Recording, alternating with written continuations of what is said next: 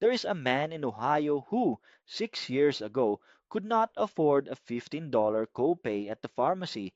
Today, he owns three companies, and the thing that changed his life did not cost him a single dollar. It did not require a loan, a degree, or a lucky break. It required something so small that most people scroll right past it. One alarm clock set for 5 a.m. By the end of this video, you will know exactly what he did in those 2 hours before sunrise, in the exact order he did it, and why it worked when everything else in his life had failed. But first, tell me in the comments what time you're watching this video right now and where you're watching from. I read every single one. And if stories like this mean something to you, hit subscribe now because there's a new one every week and you don't want to miss the next one. Now let's go back to where this really started. His name was Daniel Reyes, 31 years old, Denver, Colorado. Daniel worked the overnight stocking shift at a big box hardware store, 10 p.m. to 6 a.m., 5 nights a week, under fluorescent lights that hum just loud enough to notice and just quiet enough to ignore. He drove a car with 240,000 miles on it and a check engine light that had been on so long he'd stopped seeing it. He rented a studio apartment above a laundromat. The dryers ran until midnight. He'd learned to sleep through the rumble the same way he'd learned to sleep through most things in his life. Not because it didn't bother him, but because he no longer believed complaining would change it. Daniel had a degree, business administration, state school, decent grades. He'd graduated believing a piece of paper was a door. It turned out to be a hallway with 100 other doors, all locked, all requiring 2 to 3 years of experience for jobs meant for people just starting out. So he took the hardware store job to cover rent while he figured it out. That was 4 years ago. His mother called every Sunday from Albuquerque. She never asked how work was. She asked when he was going to stop treating his 20s like a waiting room. He didn't have an answer. He genuinely didn't.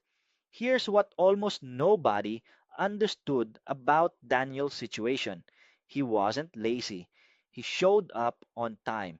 He worked hard for 8 hours straight, lifting pallets, stocking shelves, doing his job well. But he was spending his best hours, 10 p.m. to 6 a.m., building a paycheck that barely covered survival, and then sleeping through the exact hours when the rest of the world was making moves, meetings, calls, decisions, deals. He was working hard inside a life that had no direction. And working hard without a direction just means you arrive at nowhere a little more exhausted. One night in February, he was restocking a shelf of extension cords when his phone buzzed. It was his landlord. Rent was going up $200 a month starting in April. Daniel stood there under the fluorescent lights and did the math in his head. $200. He didn't have $200 of slack anywhere in his life. That was the night something in him went quiet in a different way than usual. Not defeated quiet, done quiet. 3 weeks later, Daniel's car finally died for real. Not the check engine light kind of dying, the tow truck kind. For the first time in years, he had to take the 5:40 a.m. city bus home from his shift instead of driving. That's where he met Walter. Walter was maybe 60, wearing a plain gray fleece, reading an actual paperback book, not scrolling a phone, an actual book, at 5:45 in the morning. He had the look of a man who was exactly where he wanted to be. Daniel recognized him.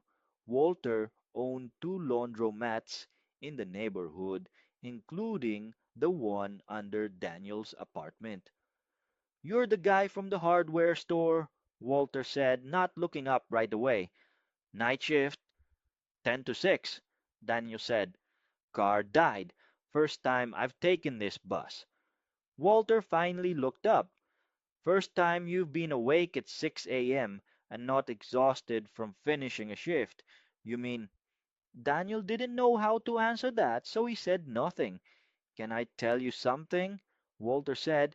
That's going to sound like nonsense until it doesn't. Daniel shrugged. He had nowhere else to be. Every person I know who actually changed their situation, not wished about it, not talked about it, changed it, did it in the 2 hours before the world got loud. Not because those hours are magic, because they're the only hours nobody else is asking you for anything. Your boss doesn't own them. Your phone doesn't own them. Nobody's calling. Nobody's texting. That time is unclaimed territory.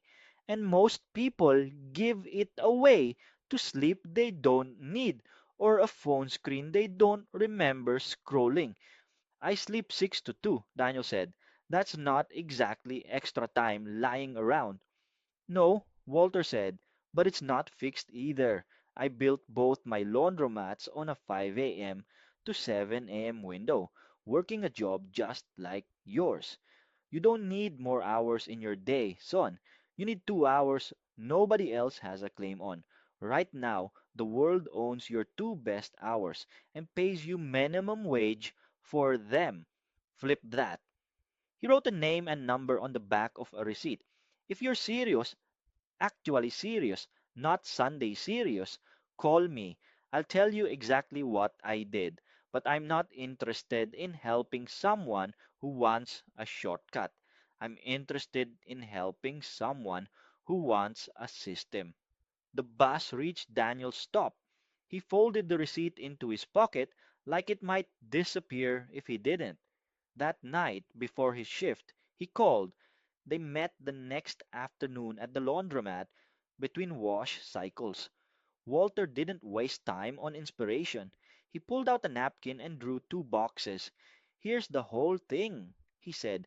5 a.m. to 6 a.m. Hour 1, you build a skill that has a price tag attached to it, not a hobby, a skill someone will pay for. 6 to 7. Hour 2, you move your body and you plan, because a tired, foggy brain can't execute anything you learn in hour 1. That's it? Daniel asked. That's the frame. The discipline is the actual work. Three rules, and I mean this. Break any one of them, and the whole thing collapses. Rule 1, 5 a.m. every day, including Saturday and Sunday. The days you skip are the days that undo the days you didn't. Rule 2, you protect your bedtime like it's a meeting with your future boss, because it is. Rule 3, the first 3 weeks will feel pointless. You will not see results. You will want to quit around day 12. Specifically, that's the wall almost everyone hits. Push through that exact point, and it gets easier, not because it gets easier, but because your body stops fighting you. Daniel asked the obvious question: what skill?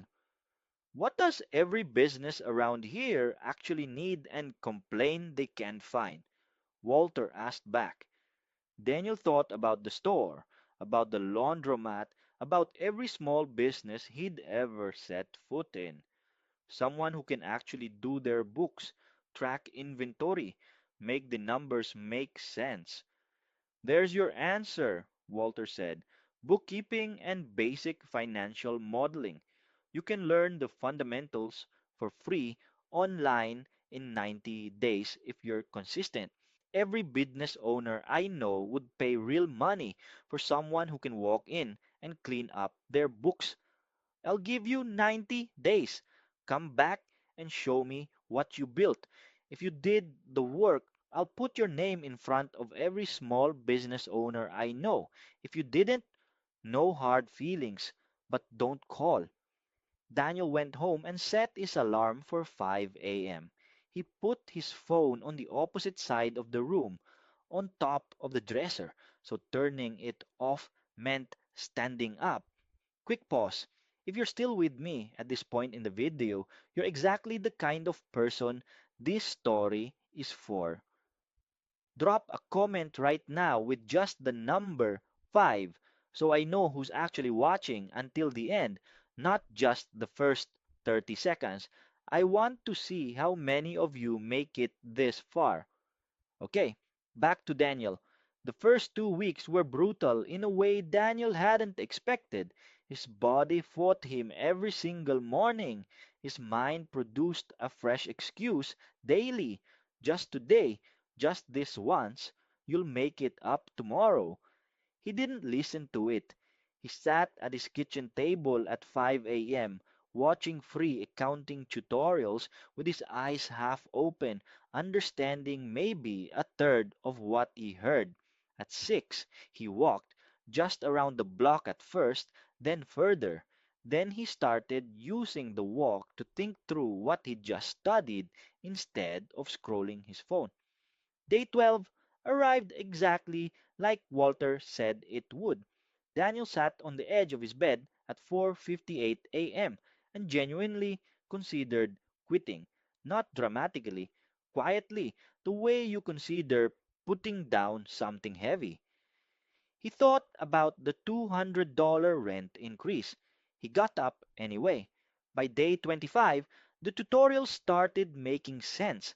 Debits and credits stopped feeling like a foreign language. He built his first practice spreadsheet.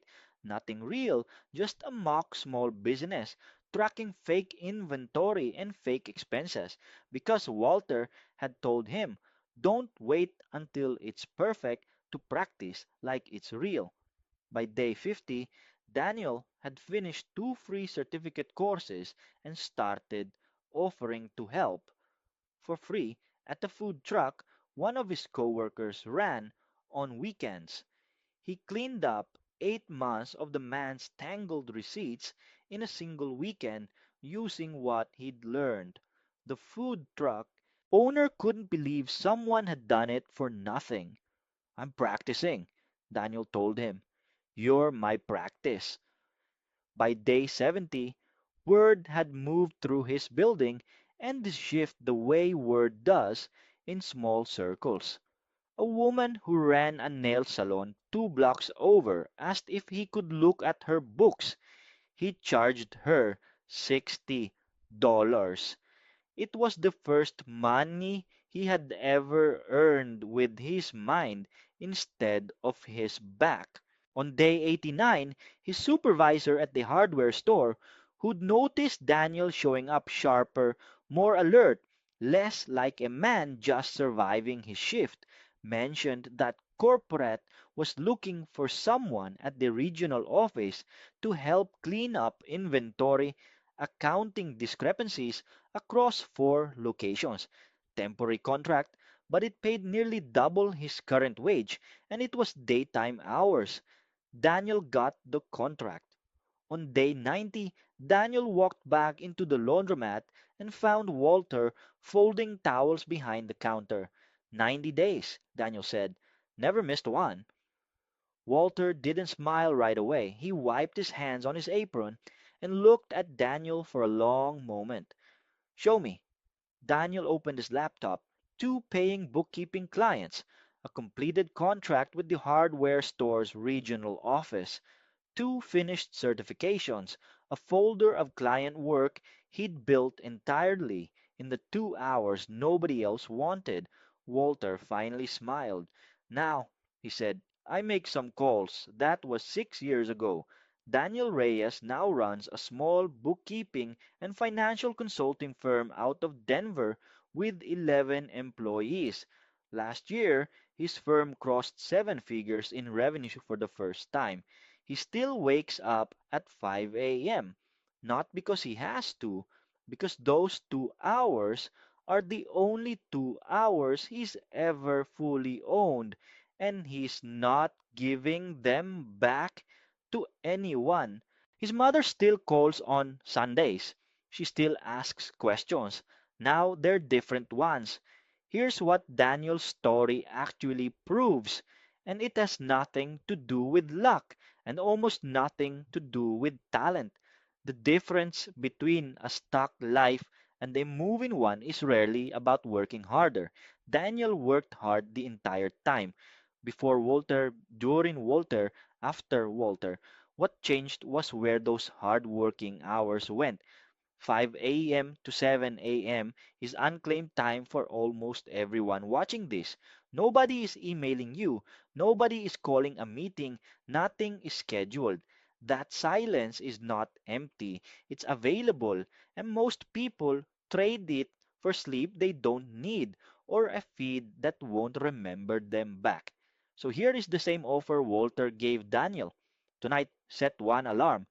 5 a.m., not 5:15, not somewhere around there. Put the phone across the room, pick one skill, one thing a business or a person would actually pay you for, and give it the first hour every day for 90 days. Use the second hour to move your body and plan the day your tired brain can't plan for you later. You don't need Daniel's exact skill. You don't need a laundromat owner on a city bus. You need the 2 hours and the discipline to protect them like your future is renting space there. Not because it is. If you made it this far, you're exactly who this channel is for. Comment below what's the one skill you'd spend your first hour on tomorrow. I read every single comment and I'll be checking in on this one specifically. If this story moved something in you, hit like right now. Think of it as your 5 a.m. commitment for tonight. Subscribe and turn on notifications because next week I'm telling you the story of someone who did this exact thing with absolutely nothing but a library card and a bus pass. Daniel had no head start. He had an alarm clock and 90 days. You have the same two things right now.